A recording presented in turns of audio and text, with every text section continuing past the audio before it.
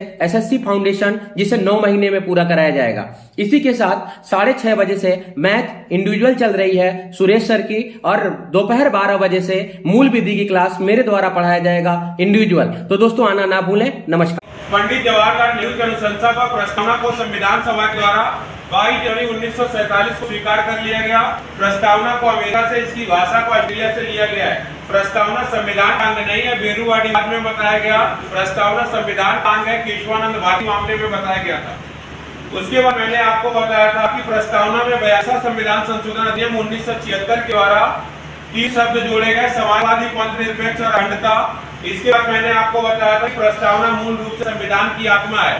गोलकनाथ के मामले में माना गया था। पंडित जवाहरलाल नेहरू ने मूल अधिकार को, भीमराव अम्बेडकर ने अनुच्छेद 32 को भारतीय संविधान की आत्मा कहा है। ग्रेनेल ऑस्टिन ने भाग 3 और भाग 4 को भारतीय संविधान की आत्मा कहा। के.एम. मुंशी ने प्रस्तावना को भारतीय राजनीति, जन्मपत्री तथा पालकीवाला ने इसे संविधान का परिचय पत्र बताया है। विशेष हमारा जो संविधान है 26 नवंबर 1949 को अंगीकृत, अधिनियमित तथा भारत की जनता को आत्मार्पित कर दिया गया। इसके बाद मैंने आपको बताया था कि विशेषता 5 प्रकार की है: संपूर्ण, प्रभुत्व संपन्न, समाजवादी, पंथ निरपेक्ष, लोकतंत्र, गणराज्य। आपका 3 प्रकार का न्याय है, जिसे रूस की क्रांति 1917 से लिया गया। सामाजिक, आर्थिक, राजनीतिक। 5 प्रकार की स्वतंत्रता, जिसे फ्रांस से लिया गया है। विचार, अभिव्यक्ति, विश्वास, धर्म और उपासना। समानता 2 प्रकार की दी गई, जिसे फ्रांस से लिया गया। अवसर और प्रतिष्ठा। अनुच्छेद 1 में भारत या इंडिया राज्यों का एक संघ होगा। अनुच्छेद 2 में राज्यों का प्रवेश और स्थापना। 3 राज्यों के नाम, सीमा में परिवर्तन, राज्यों का विभाजन। अनुच्छेद 4 में अनुच्छेद 2, 3 रद्द किया गया परिवर्तन, संविधान संशोधन का हिस्सा नहीं होगा। अनुच्छेद 5 में आरंभ में नागरिकता का प्रावधान। 6 में भाग भारत, 7 में भाग पाक भारत, 8 में भारत वंशी, 9 में नागरिकता का नष्ट होना, 10 में नागरिकता का बने रहना, 11 में नागरिकता पर बिल बनाने का अधिकार संसद के पास है। 12 में राज्य को परिभाषित किया गया। 13 में मूल अधिकार को अर्पीकरण करने के लिए बनाई गई विधि प्रभावहीन या अशुद्ध होगी। 14 में विधि के समक्ष समता का अधिकार है। 15 में जाति, धर्म, लिंग के आधार पर भेदभाव नहीं किया जाएगा। 15 के गांव में सामाजिक और शैक्षणिक रूप से पिछड़े लोगों के लिए राज्य उचित प्रबंध करेगा। अनुच्छेद 16 में अवसर की समानता। 16 के गांव में ओबीसी, एससी, एसटी के लिए आरक्षण का प्रावधान। 17 में अस्पृश्यता का अंत है। 18 में उपाधियों का अंत है। 19 में स्वतंत्रता का अधिकार के तहत 19A में वाक्य और अभिव्यक्ति की स्वतंत्रता है। 19B में सभा को संबोधित करने की स्वतंत्रता है। C में संगठन बनाने की स्वतंत्रता है। D में भारत में घूमने की स्वतंत्रता है। E में भारत में बसने की स्वतंत्रता। F खाली है। G में जीविकोपार्जन के लिए व्यापार की स्वतंत्रता है। अनुच्छेद 20 में अपराध और अपराध सिद्धि से स्वतंत्रता का अधिकार है। 21 में प्राण और दैहिक स्वतंत्रता का अधिकार, जिसे जीवन का अधिकार कहते हैं। 21 में शिक्षा का अधिकार है। 6 से 14 वर्ष के बच्चों को निःशुल्क अनिवार्य शिक्षा दिया जाएगा। 22 में गिरफ्तारी से संरक्षण है। 23 में मानव दुर्व्यवहार और बलात्कार के विरुद्ध अधिकार। 24 में बच्चों को खतरनाक कारखानों में नहीं लगाया जाएगा। अनुच्छेद 25 में किसी भी धर्म को अपनाने की स्वतंत्रता या धर्म आचरण कर सकते हैं, अपने धर्म को आबाद रूप से मान सकते हैं। 26 में अपने धर्म से संबंधित कार्य कर सकते हैं। 27 में भारत में कोई भी धार्मिक कर लगाया जाता है तो वह कर देने के लिए बाध्य नहीं है। 28 में शासकीय विद्यालयों में धार्मिक शिक्षा नहीं दी जाएगी। 29 में अल्पसंख्यक लिपि, संस्कृति, शिक्षा संरक्षण का अधिकार होगा। 30 में अल्पसंख्यक लोग अपने धर्म से संबंधित शिक्षा संस्था खोल सकते हैं। 31 आपका निश्चित है 44वां संविधान संशोधन अधिनियम 1978 के द्वारा इसे निश्चित कर दिया गया। मूल अधिकार से अब यह वंचित है, अब इसे विधिक अधिकार कहते हैं। 300A में जगह दी गई है। अनुच्छेद 32 में संवैधानिक उपचार का अधिकार है। 35 में प्रशासनिक व्यक्तियों पर मूल अधिकार लागू नहीं होगा। 34 में सेना विधि पर मूल अधिकार लागू नहीं होगा। 35 में मूल अधिकार पर विधि बनाने का अधिकार संसद के पास है। अनुच्छेद 36 में अनुच्छेद 12 की तरह राज्य को परिभाषित किया गया। अनुच्छेद 37 में राज्य के नीति नियंत्रण को राज्यों के द्वारा लागू किया जाएगा। अनुच्छेद 38 में राज्य को कल्याणकारी बनाने के लिए अवसर की असमानता तथा आर्थिक असमानता को समाप्त किया जाएगा। 39 में आर्थिक समानता के लिए प्रश्न है।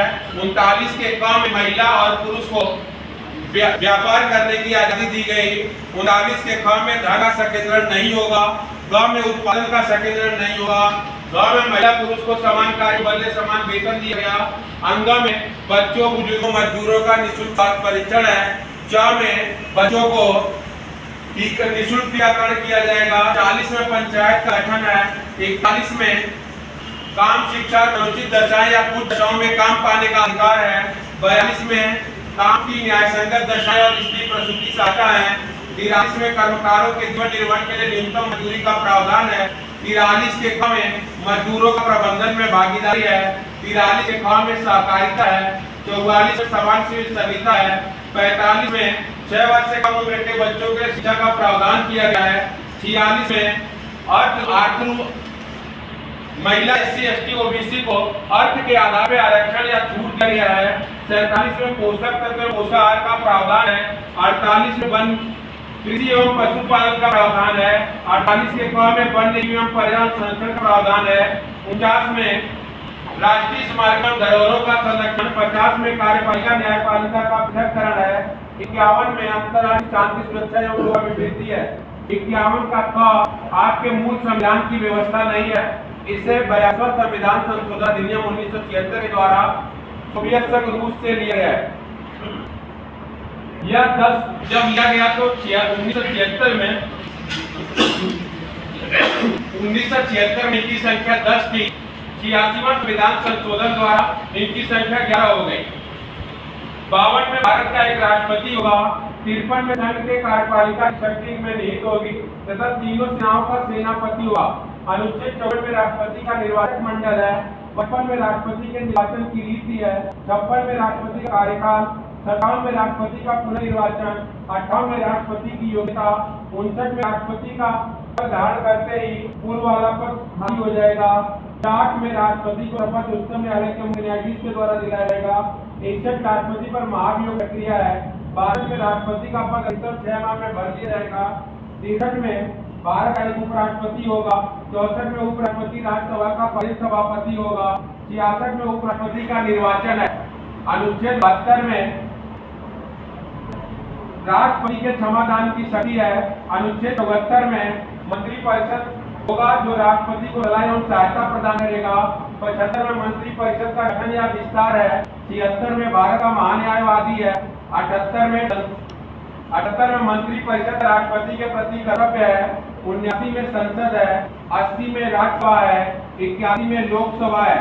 85 में मंत्रिपरिषद की सलाह पर लोकसभा को राष्ट्रपति 5 साल पहले भंग कर सकता है। इसके बाद 102 में लाभ का पद है। 105 में संसदीय विशेषाधिकार की शक्ति दी गई है। 108 में संयुक्त अधिवेशन है। 110 में आपका धन विधेयक है। 111 में राष्ट्रपति के 3 प्रकार के वीटो पावर हैं। 112 में बजट है। 114 में विनियोग विधेयक है। 116 में लेखानुदान प्रत्यानुदान अपराधानुदान है। 117 में वित्त विधेयक है। 123 में राष्ट्रपति का अध्यादेश है। 124 में भारत का एक उच्चतम न्यायालय होगा जो कि एक मुख्य न्यायाधीश तथा उतने न्यायाधीशों से मिलकर बनेगा जितना समय समय पर राष्ट्रपति नियुक्त करे। 126 में कार्यवाहक मुख्य न्यायाधीश की नियुक्ति राष्ट्रपति द्वारा की जाएगी। 127 में तदर्थ न्यायाधीशों की नियुक्ति है। 128 में अतिरिक्त न्यायाधीशों की नियुक्ति है। 129 में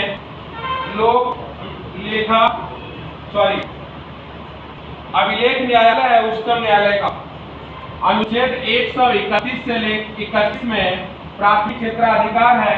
132 से लेकर 134 में अपीली क्षेत्राधिकार है। 136 में विशेष इजाजत से अपील है। 137 में न्यायिक पुनरावलोकन है। 139 में 5 प्रकार की रीट उच्चतम न्यायालय मूल अधिकार के हनन पर जारी कर सकता है। अनुच्छेद 139 के बाद अनुच्छेद 143 में राष्ट्रपति का सलाहकारी क्षेत्राधिकार है। अनुच्छेद 148 में भारत का एक नियंत्रक मालिका परीक्षक होगा जिसकी नियुक्ति राष्ट्रपति के द्वारा की जाएगी तथा उसका कार्यकाल 6 वर्ष या 65 वर्ष की आयु तक होगा। वह अपनी वार्षिक रिपोर्ट संघ के मामले में राष्ट्रपति को तथा राज्य के मामले में संबंधित राज्य के राज्यपाल को सौंपेगा। अनुच्छेद 153 में प्रत्येक राज्य का एक राज्यपाल होगा। अनुच्छेद 154 में राज्य का जो प्रमुख होगा यानी राज्य के कार्यपालिका का अध्यक्ष राज्यपाल होता है। अनुच्छेद 155 में राज्यपाल की नियुक्ति है। अनुच्छेद 156 में राज्यपाल का कार्यकाल। 157 में राज्यपाल की योग्यता है। 159 में राज्यपाल का शपथ है। 163 में भारत का एक मंत्रिपरिषद होगा जो राज्यपाल को सलाह एवं सहायता देगा। 164 में मंत्री पर राज्य मंत्रिपरिषद का गठन या विस्तार है। अनुच्छेद 165 में महाधिवक्ता है। अनुच्छेद 168 में भारत का विधानमंडल है।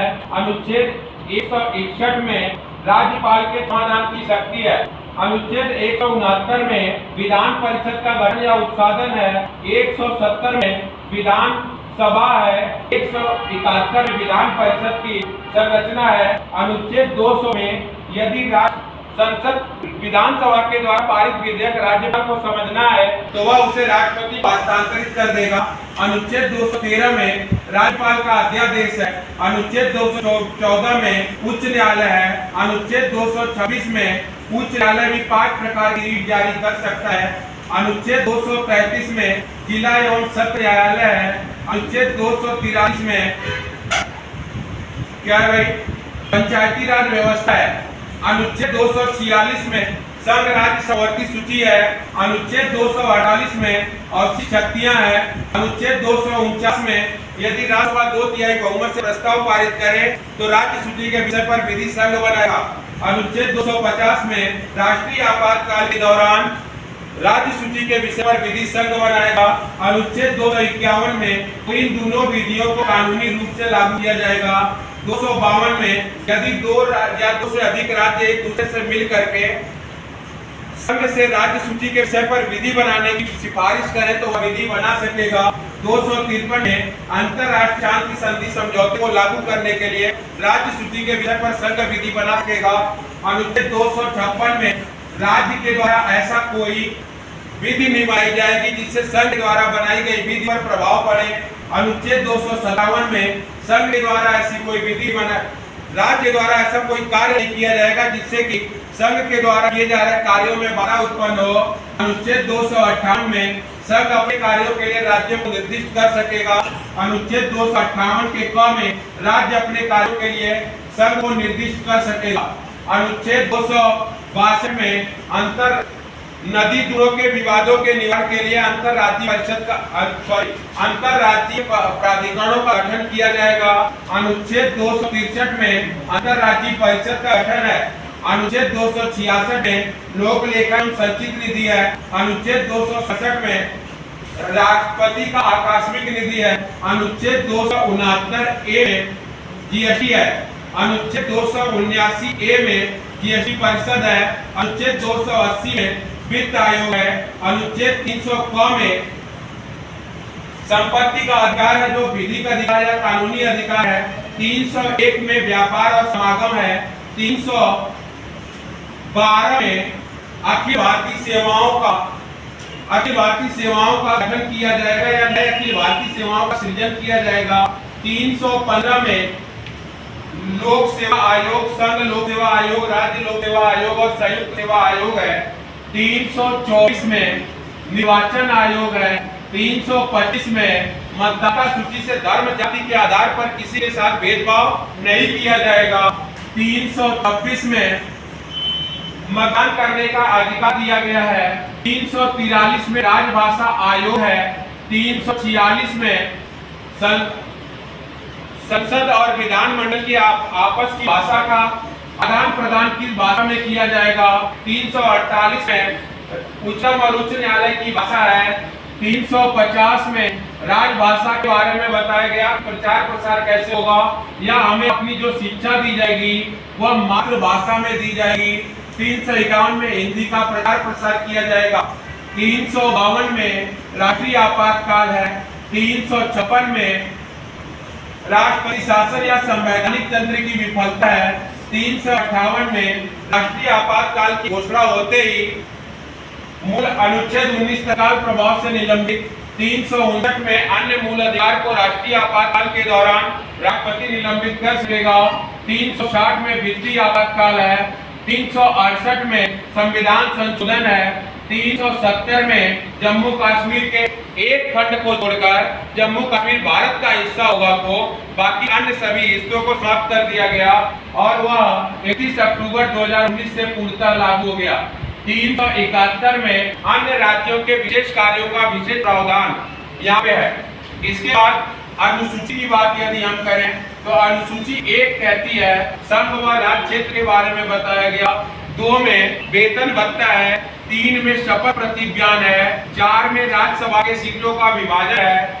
5 में SC/ST के लिए आरक्षण है। 6 में ST प्रशासित राज्य हैं। 7 में संघ राज्य समवर्ती सूची है, 8 में राजभाषा आयोग है, 9 में भू राजस्व अधिनियम है, 10 में दल बदल कानून है, 11 में पंचायती राज व्यवस्था, 12 में नगरीय पंचायती राज व्यवस्था है।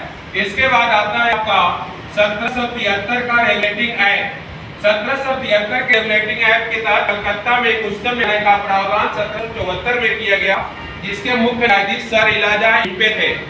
उसके बाद कलकत्ता को अन्य 2 प्रेसिडेंसियों का अध्यक्ष बनाया गया, यानी संपूर्ण चीजें कलकत्ता प्रेसिडेंसी को सौंप दी गई।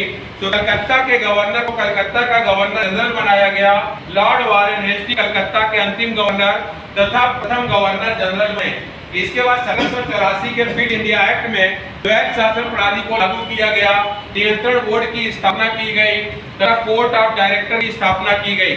इसके बाद 1793 के चार्टर एक्ट में बंगाल के गवर्नर जनरल के पद को मद्रास और बंबई रेसिडेंसी पर स्पष्ट रूप से लागू कर दिया गया तथा कंपनी के एकाधिकार को 10 वर्षों के लिए बढ़ा दिया गया। फिर 1813 के चार्टर एक्ट में कंपनी के व्यापारी एकाधिकार को केवल चीन और चाय के साथ सीमित कर दिया गया तथा भारतीयों को पढ़ने के लिए शिक्षा में 1 लाख रुपए अतिरिक्त बजट का प्रावधान किया गया और भारत में ईसाई धर्म के प्रचार प्रसार के लिए धार्मिक गुरुओं को बुलाया गया, ईसाई मिशनरियों को बुलाया गया। 1833 के चार्टर एक्ट में भारत के बंगाल के गवर्नर जनरल को भारत का गवर्नर जनरल बना दिया गया। लॉर्ड विलियम बेंटिक बंगाल के अंतिम गवर्नर जनरल तथा भारत के प्रथम गवर्नर जनरल बने। इसमें दास प्रथा का अंत लॉर्ड विलियम बेंटिक ने किया था और कंपनी के व्यापारी के अधिकार को पूर्णतः समाप्त कर दिया गया, अर्थात ब्रिटेन का कोई व्यक्ति अब भारत आकर व्यापार कर सकता था। इसके बाद एक विधि आयोग का गठन किया गया। फिर इसके बाद आता है 1853 का चार्टर एक्ट। 1853 के चार्टर एक्ट में द्विसदनीय विधानमंडलीय प्रणाली का स्थापना किया गया। फिर आता है 1858 का भारत शासन अधिनियम, जिसमें द्वैत शासन प्रणाली को समाप्त कर दिया गया। गवर्नर जनरल के पद को वायसराय का पद कर दिया गया। भारत के अंतिम गवर्नर जनरल तथा प्रथम वायसराय लॉर्ड कैनिंग बने। इसके बाद आता है 1861 का चार्टर भारत शासन अधिनियम, जिसमें गवर्नर जनरल यानी वायसराय को अध्यादेश जारी करने की शक्ति दी गई। इसके बाद आता है 1893 का चार्टर एक्ट। 1893 के चार्टर एक्ट में संसदीय प्रणाली का आरंभ हुआ, मतदान प्रणाली का आरंभ किया गया, भारतीयों को सदन में प्रश्न पूछने का अधिकार को दिया गया, लेकिन पूरक प्रश्न नहीं पूछ सकते थे। इसके बाद आया भारत शासन अधिनियम 1919। भारत शासन अधिनियम 1919 में भारतीयों को सदन में पूरक प्रश्न पूछने का अधिकार दिया गया। इसके बाद भारतीयों में पहली बार पृथक निर्वाचन प्रणाली के आधार पर मुस्लिमों को मतदान के लिए अलग कर दिया गया, यानी सांप्रदायिकता को जन्म दिया गया लॉर्ड मेयो के द्वारा। इसके बाद भारत शासन अधिनियम 1919 आया, जिसमें द्वैत शासन प्रणाली को राज्यों में हमने लागू कर दिया। 1919 के तहत हमने लोक सेवा आयोग का प्रावधान किया, जिसे ली आयोग कहते हैं। बहुत सारी बातों को हमने हस्तांतरित कर दिया, केंद्र और राज्य के मध्य में विभाजन कर दिया। रक्षा संचार मामले ये केंद्र के पास रह गए, पंचायती राज कृषि ये सब राज्य के पास चला गया उस समय। इसके बाद आपका भारत शासन अधिनियम 1935 आया, जिसमें बर्मा को हमने भारत से अलग कर दिया। इसके बाद हमने क्या किया भाई, रिजर्व बैंक ऑफ इंडिया का निर्माण किया, अखिल भारतीय संघ बनाने का प्रावधान किया गया, जिसके तहत एक अखिल न्यायालय या संघीय न्यायालय का प्रावधान दिल्ली में किया गया सन 1937 में। इसके बाद आया भारत स्वतंत्रता अधिनियम 1947, जिसमें भारत और पाकिस्तान को 2 भागों में या 2 स्वतंत्र अधिराज्यों में विभाजित कर दिया गया। इसके बाद आपका संविधान सभा में 22 जनवरी सन 1922 में महात्मा गांधी ने संविधान सभा की गठन की मांग की थी। सन 1924 में मोतीलाल नेहरू ने मांग किया था। सन 1928 में मोतीलाल नेहरू के पत्र में मांग किया गया। सन 1935 में वामपंथी नेता एम राय ने मांग किया। सन 1936 में कांग्रेसियों के द्वारा लखनऊ अधिवेशन में मांग किया गया था। संविधान सभा के निर्माण के लिए सबसे पहले सन 1942 में क्रिप्स मिशन आया, जो कि विफल रहा। उसके बाद संविधान सभा के निर्माण के लिए कैबिनेट मिशन बात आया। कैबिनेट मिशन ने भारत में संविधान सभा का गठन प्रत्येक 10 लाख की जनसंख्या पे एक प्रतिनिधि का कराया, अप्रत्यक्ष रूप से निर्वाचन करवा करके। तो कुल सदस्यों की संख्या आई 389, इसमें 294 ब्रिटिश प्रांतों से, 4 कमिश्नरी से और 93 देशी रियासतों से आए थे।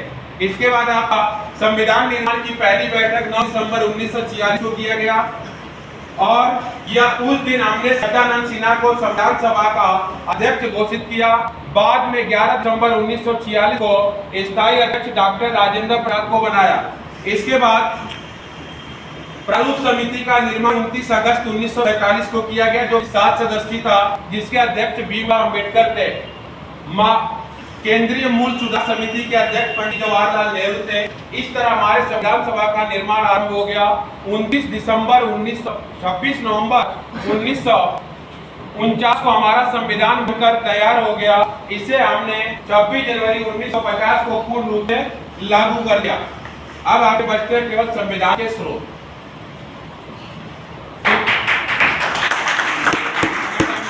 अगर क्लास बड़ी दिला दो, 200-400 बच्चे कर दो मेरी कोचिंग में, तो शायद माइक लगा के पढ़ाओ, वो भी शायद पढ़ाओ। ये तो सीखेंगे कैसे? तो उसमें ये है ना कि जैसे कि आप प्रेमी है, अपनी प्रेमिका को कहता है तू तो मेरी मोहब्बत थी, तो मैंने तुझे जाने दिया। वाह वाह वाह वाह वाह। जिद होती तो मेरी बाहों में होती। वाह वाह वाह। तो प्रेमिका ने अपने महबूब को जवाब दिया कि तू भी मेरी मोहब्बत था, जो मैंने तुझे जाने दिया। अगर जिद होता तो धारा 376 और 354 तो लगा ही देते। वाह वाह।